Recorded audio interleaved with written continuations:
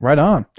Let's get to some weekend picks, Bob. For TV, we've got two that I want to draw your attention to. First, American Horror Story Coven, Wednesday on FX. This is the third season of the Ryan Murphy Brad Falchuk show. They call it an anthology of miniseries, each season being different but loosely related. This one is about witches instead of New Orleans. To be honest, I've never really watched American Horror Story, but one preview I saw intrigues me a little bit this time. There seems to be a bit of lightheartedness to go with the witches story.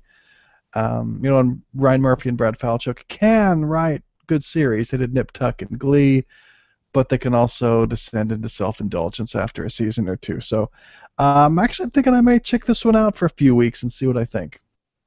Yeah, you have to let me know how it rides that line of not taking itself too seriously, but still having some edginess by being horror-like. Because sometimes horror stuff is like, you've seen one, you've seen them all. I know that's, I'm No, offending people. I'm with you.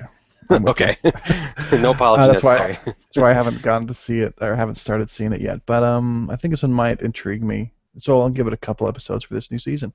Cool. Next is The Walking Dead, Sunday on AMC. This is the fourth season of the show about life after a zombie apocalypse, based on the comic book series. The Walking Dead is good, flawed, but good. But behind the scenes, I feel like, is even more interesting. AMC is bringing in a third showrunner, Scott Gimple, for the fourth season, and that much turnover isn't usually a good sign. And of course, The Walking Dead is the most watched show on cable, which makes it easier for AMC to think they're doing it right by making it hard for a single person to execute a creative vision. Love it. But that's probably not gonna. None of that's gonna make it his decision for him. By this point, you're either in or you're out on the show, to quote Heidi Klum. And if you're in, this is the week it's back. So get your DVR set. Yeah, I don't know what my problem is with this show. Well, I sort of do. It's actually kind of a trend with AMC shows and me. Breaking Bad had the same problem where I watched the first 4 or 5 episodes, and then it took me months to get into a regular cadence, and then I ended up binge watching everything before the season started. Walking Dead was similar. I've seen only the first 3 or 4 episodes from the first season, and I thought I really liked it, but then it just sort of faded away in the mix of everything else. And are you telling me I should go back and watch? I mean, is it good? It's pretty good TV, right? Yeah, it is good. But you need to put the flaw in there. I mean, it really suffers from not having a single creative vision. It doesn't really know where it wants to go. It also, what's his name? Andy Greenwald on Grantland, I think, has put it best. It really, nihilism is a central theme of the show, and I just don't know if we can really get 4 seasons with nihilism being the main point. That's just that's a real obstacle to overcome. Yeah, it sounds exhausting. But there's some good things about it. Good performances. It's interesting. The comic books I actually like better. Anyway, whatever. It's a show. It's not bad. It's coming back, and that's this week's TV. What about movies, Bob? Yeah, so 2 movies this weekend. Really, one that's the clear winner that we're probably going to watch unless I hear loud protests from you. But we've got Captain Phillips, and that's the one in first place. Now, this is director Paul Greengrass's multi-layered examination of the 2009 hijacking of the U.S. container ship by a crew of Somali pirates. Tom Hanks plays the lead, based on true events.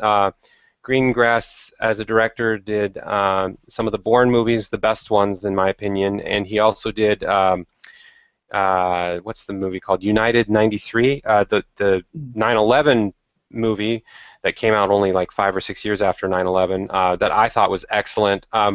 So the director alone is reason enough for me to see this. Although you and I could chat on the premise and again a little bit of the homework aspect going on here, because based on true events, we know what's going to happen. The story is interesting, but it is what it is. So I'm curious how you feel about it. Yeah. Well, I have a little bit of hesitation like you do, but I think it's got to be the one this week. I mean, there are a few reasons for me to be hesitant. One is it's based on a true story. Usually that's not something that I'm excited about. But when you see the previews, it just looks like it's an interesting movie. Tom Hanks in particular looks like he'll be a solid leading man. and you get a taste of the adrenaline and the heart pounding just from the preview. So I think it's promising, even though um, if we weren't trying to review a movie every week, I might skip this week. Right, yeah, and I don't mean to overcompensate and spew out all this theoretical negative potential, but on the flip side, some positive things I've heard is it's also an interesting portrayal of the Somali pirates themselves as Hmm. it says it's a part of the story that sort of gets glossed over in real life because you just think of it as the narrative of the yay, the captain, U.S. guy. So I'm interested to see how that backstory comes to light. Anyway, so yeah, I think we're going to see that. The other movie that's fairly big budget and theoretically interesting, but not quite as much, is Machete Kills.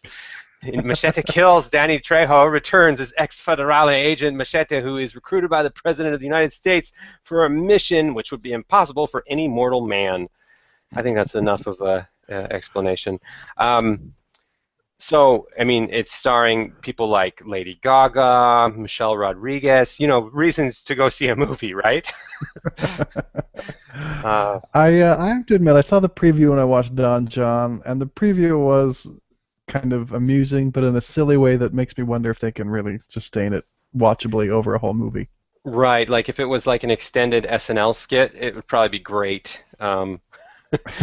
But a whole movie, and how are they going to ride the line of tongue-in-cheek well enough? I don't know. Sometimes I like these over-the-top, ridiculously violent movies. Other times they're total crap. So this could, I don't know which one this is going to be, but it's coming out this weekend, and it's an alternative if you really don't want to see Captain Phillips. All right. It's TV, it's movies, it's practically culture. Go forth and watch.